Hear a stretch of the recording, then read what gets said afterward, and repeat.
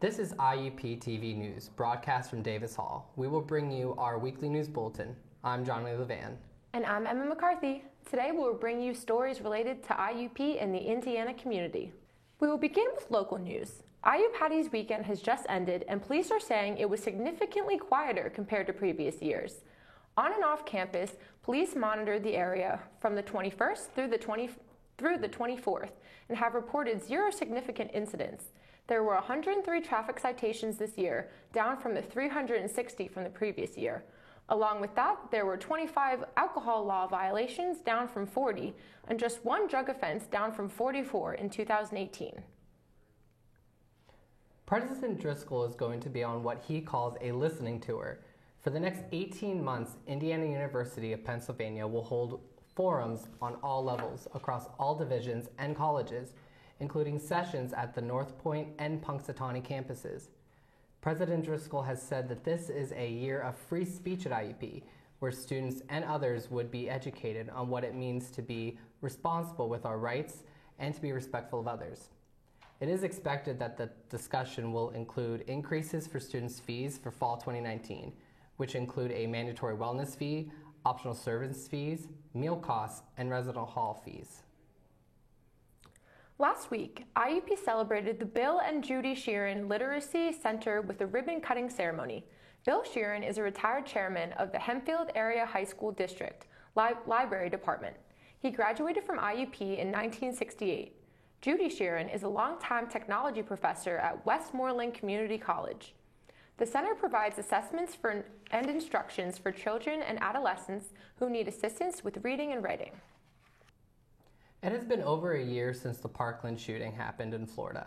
The community is still seeing effects after 2 survivors have committed suicide this past week. An event is being held in their honor on April 2nd. Florida therapists will be volunteering their time to offer free services to the community. Past survivors of attacks such as 9/11 and the Columbine shooting will be speaking to share their experiences and offer support as well. In a joint statement, the American Pediatrics and the American Heart Association call for restrictions on marketing sugary drinks to children in the form of taxes limiting marketing sugary drinks to children, as well as financial incentives to encourage healthier beverage choices. Pediatricians have long warned parents about the risks of consuming too many sugary drinks, including the link to type 2 diabetes and obesity. The soda industry has spent millions of dollars to fend off the soda taxes, and the American Beverage Association argues that there is a better way to reduce the amount of sugar consumers get from beverages. Due to some concern towards social media influence, the government of Ukraine offers a class on learning how to be better in assessing what students read, see, and hear. A new report from International Research Exchange Organization says that students from 8th and 9th grade were able to identify false information and hate speech after their lessons. The organization began Ukraine's Learn to Discern program in 2015 after Russia's annexation of Crimea. IREX is a U.S.-based organization. Even though the similar idea is important, it needs more national discussion if it will be implemented in the U.S. schools nationwide. And now we're reporting a story close to home. IU Patties this year went with great success. Students from the broadcast writing class reported various stories from our news team. The first one is from Jacob Slobodnik, who described the story about a few activities done by a few organizations in IUP during IU Patties. Here's the story. In a way to preserve the reputation of IUP during IU Patties, student organizations on campus are hard at work to spread awareness of the dangers of alcohol. What is your organization doing, if anything, to promote alcohol awareness and safer drinking this weekend? We put out posters all over campus and off campus that talk about like drinking water and traveling in pairs, and we're also handing out water today to promote hydration so that people are and talk about like being aware of your surroundings. So our organization Phi Sigma Pi is participating in IUP Leads. So a bunch of us got together this week and made safe drinking signs that we hung up around campus, and we're out here chalking and writing like positive messages about safe drinking, and we're also handing out water to even those that don't want to take it, because everyone needs to stay hydrated. According to the CDC, 4,300 yearly alcohol-related deaths are of students under the age of 21. Student committees on campus aim to help lead students away from the dangerous side of drinking as part of a campus-wide project known as IUP Leads. This project will promote safer drinking habits such as handing out water bottles and pamphlets with information regarding tips to drink safely.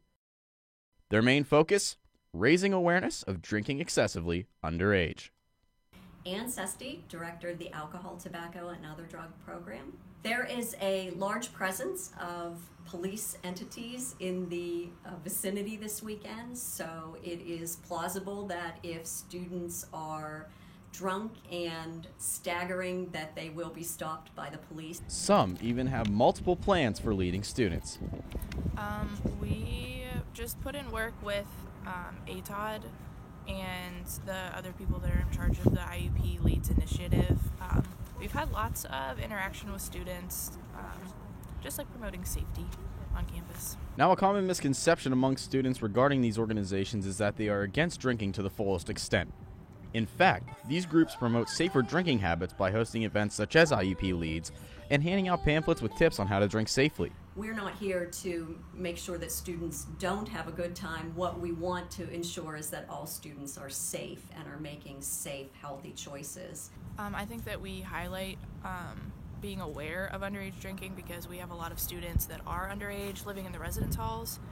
We work a lot with University Police to highlight the fact that it's not safe in most cases, but acknowledging that people do underage drink is important as well so that we can help them stay safe. These groups will be out during the weekend of IU Patties, assisting students from dusk to dawn, making drinking and partying a safe and fun-filled experience rather than one with negative repercussions. Reporting from IU Patties festivities, I'm Jake Slobodnik, IUP TV News. For many students, IU Patties is considered the biggest celebration for IUP students. While many people think that all students were out and about enjoying the party, others chose to do something else. Adam Dwork has his story.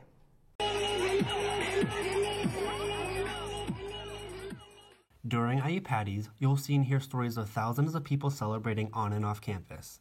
However, that doesn't represent all of IUP students. Some would rather have a laid-back weekend, such as Kayla Veith, a sophomore who's not interested in parties. I just feel as though that the parties that IUP has are just too crazy for me, and I'd rather just socialize with a bunch of people and hang out and just be myself than be someone that I'm not. With these big parties, there are a lot of risks attending them. Police are out in full force to ensure the safety of everyone. Last year, there were 140 criminal offenses. This is Deja, a senior who is more concerned for her safety. So the reason why I don't go to big parties on IU parties is because I don't want to take the risks and getting caught by the police because I will go to jail and also my parents will have to bail me out. Students that usually don't go out will sometimes make an exception for IU patties. This is Ashley, a sophomore at IUP who still likes to be festive but doesn't like the craziness of partying. Normally I don't like going out to parties, but I like to experience IU patties, and I like to go to smaller parties because it's more safe and more comfortable and frankly more fun to me. Kayla, Deja, and Ashley are not the only stories here at IUP, but they are part of the minority of students who don't go out for IU patties. Whether you celebrate it or not, I hope you had a fun and safe weekend. This is Adam Dwork reporting for IUP TV News. Coming up, Michael Costa will bring you sports and news. Stay tuned. The Communications, Media, and Instructional Technology PhD program gave my life direction. This program was perfect for me with a combination of research and media production. Hands-on courses gave me skills that I now pass on to my students. I use all three areas of the program, production, theory, and research, every day in my job as a college professor. Learn how the CMIT PhD program can change your life. Visit iup.edu/CMIT. After the first two rounds of March Madness tournament, this year is coming together to be one of the best in a different way. Instead of numerous upsets and buzzer beaters viewers are used to, the bracket this year has boiled down to all 4 number 1 seeds, 2 seeds, and 3 seeds advancing. The unanimous favorite for most of the country, the Duke Blue Devils, advanced in dramatic fashion with a win that came down to the wire against UCF. With a roster so talented, one of the only things that could stop their run is poor perimeter shooting, which is what the Virginia Tech Hokies do well, with Justin Robinson at 39.5%. Both teams will play this Friday, the 29th. Roy Williams has taken his team to a whole other level for the Tar Heels through improvements on their defense and ability to stay consistent throughout the last 2 months. After beating Iona in Washington with no problem, the Tar Heels will take on the 5-seeded Auburn Tigers. With the loss against UMBC in the back of the fans' minds, the Virginia Cavaliers looked traumatized after the first half against Gardner-Webb. However, they came out on top with 4 players on the roster shooting over 40% from deep. They'll look to regroup with most of the favorable matchup over the 12-seeded Oregon Ducks to move into the Elite Eight. The Gonzaga Bulldogs are the remaining number 1 seed, who will take on the Florida State Seminoles on Thursday night, the 28th. With top-tier defenses coming up, Josh Perkins and Zach Norvell's shot-making abilities will need to show up against the Seminoles and the winner of the Texas Tech-Michigan game in the next round, since all the teams have very physical and defensive teams. In a recent tweet this morning on Tuesday, the 26th, UFC superstar Conor McGregor has abruptly retired from mixed martial arts. Those who tuned into The Tonight Show starring Jimmy Fallon were confused since McGregor announced in a pre-taped interview that he and the UFC were negotiating a potential return to the octagon in July. UFC President Dana White told ESPN that McGregor's retirement totally makes sense and believes it's legitimate. McGregor was also noted saying he has done his piece for the company and that he and his family are set for life. McGregor will potentially retire at 21-4 with 18 wins coming via knockout. Closing the interview, McGregor said, "We are good, but I'm eager to fight. So we'll see what happens. I'm staying ready." Bosnian center Jusuf Nurkic suffered a career-threatening lower left leg injury against the playoff-clinching win over the Brooklyn Nets Monday night. Nurkic's injury was a compound fracture to both his tibia and his fibia, ending his season, while his 15.4 points were third on the roster behind Lillard and McCollum. Nurkic shined in other aspects of the game, leading the Blazers with 10 rebounds and 2 blocks per game, as well as second in 3.2 assists. Having only missed 1 game his whole NBA career to injury, the Trail Blazers will now have to find a way to fit someone else into the mix who can help bring the Trail Blazers their first postseason series win for the first time in 3 years.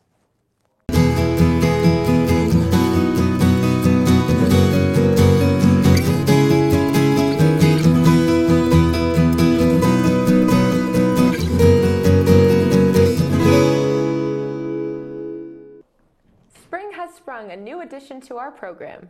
Our reporter Tyreek will report entertainment and lifestyle. Here's Tyreek. So Justin Bieber went on Instagram March 25th explaining that he will not be releasing music anytime soon. Now Bieber said that he wants to focus on his marriage and his mental health first. Previously, he had a tour in 2017. However, some of them were canceled. In a statement, he said that he was not happy touring and did not want to disappoint his fans. Now, if you're a Justin Bieber fan, don't worry. In his caption, Justin wrote that he'll return with a whole new album, and his swag is undeniable. So his drive is indescribable. And those are quotes. Good news for Sony in 2015.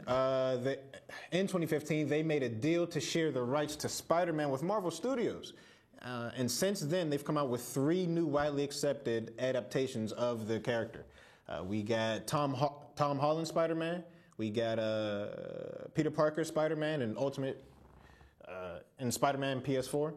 We got the most recent Miles Morales Spider-Man in Spider-Man Into the Spider-Verse. Now, initially released back in December, Into the Spider-Verse follows a teenage Miles Morales as he becomes the new Spider-Man of his reality after the death of Peter Parker.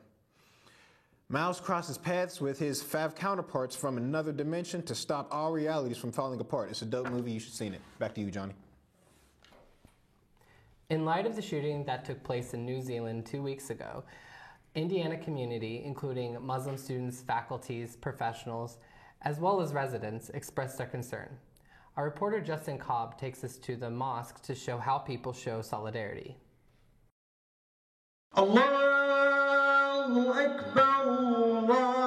Call for prayers can be heard in the only mosque in town. At the corner of Philadelphia Street, Indiana's Muslim community, including students, doctors, faculty, and other community members, got together to worship. However, recently, the tragedy in New Zealand shook many Muslim community members and allies around the globe. IUP is no exception. The Muslim Student Association chair described his thoughts about this incident. Just one word. It's very sad. It's just sad to see people go into a peaceful place to have a comfortable environment and then just like to die and just like to have all this, like what happened, the massacre that happened in the mosque itself. The week following the New Zealand Friday shootings sparked several different events across the Indiana community. Thursday evening, faculty and staff gathered in the Humanities Building to listen to speeches given by the IUP Muslim faculty members and allies. Dean Asamoah spoke on behalf of President Driscoll, who could not make it to the event. I regret that I'm not unable to be present, but I want you to know that I join you and everyone around the world who was shocked and angered by the horrific event in Christchurch, New Zealand.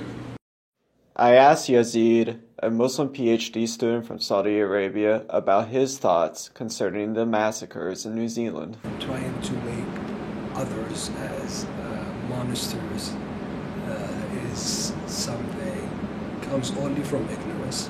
People in general always feel what they don't know. To challenge this, the Islamic Center of Indiana opened its doors for Muslims and non-Muslims alike in an open house on Friday, the Islamic Day of Rest.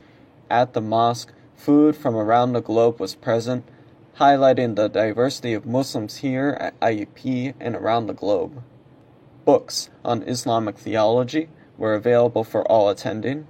Muslims spoke during the event. Attendees were also granted the opportunity to witness Muslims praying inside the Islamic Center.